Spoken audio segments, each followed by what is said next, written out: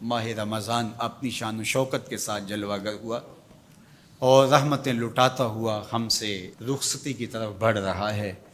اللہ اس ماہ مبارک کی برکتیں ہماری روحوں میں اتارے۔ ایسا نہ ہو کہ یہ مہینہ آیا اور چلا گیا اور ہم جہاں کھڑے تھے وہیں کے وہیں ہی کھڑے نظر آئیں۔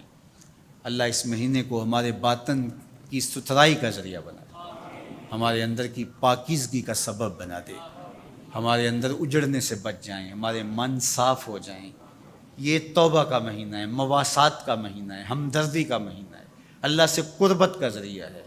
اس مہینے کی ہر رات بخشش برستی ہے، ہر دن میں نور برستا ہے، اس کے روزے گناہوں کا کفارہ ہیں، اس کا ایک ایک لمحہ اللہ کی رحمتوں کے حصول کا ضامن ہے۔ تو آئیے میں اور آپ اس ماہ مبارک میں اللہ کے حضور سچی توبہ کر کے اس کی خاص رحمتوں سے مالا مال ہوں۔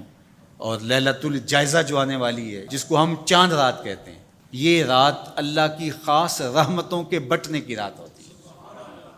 جب کوئی مزدور مزدوری کرتا ہے تو اس کو آخری وقت میں مزدوری ملتی ہے، تو گویا لیلۃ الجائزہ کو بازاروں میں نہ گزارنا۔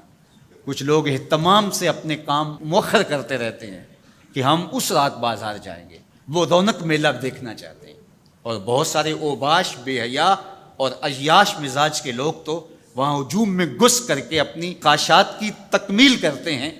تو یہ کتنی غلاظت اور کتنی گندگی ہے کہ رمضان المبارک کا مہینہ جو ہے وہ گزرا اور ابھی شیطان کھلے اور سب سے پہلے آ کے اس کو چمٹ گیا اور اس کو کہاں لا کے کھڑا کر دیا۔ تو لیلۃ الجائزہ یہ اللہ سے رحمتیں لینے کی رات ہے، برکتیں وصول کرنے کی رات ہے۔